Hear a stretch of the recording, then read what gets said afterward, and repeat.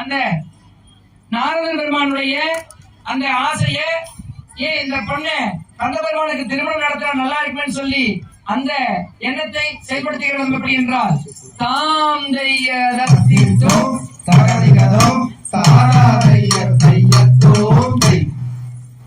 அண்ணானே நானே நன்னாம் தனம் தானே நானே நன்னாம் தன்னானே நானே நன்னாம் தனம் தானே நானே நன்னாம் கல்யாணம் செய்தீரம்மா அந்த கண்டவாடி வேலையே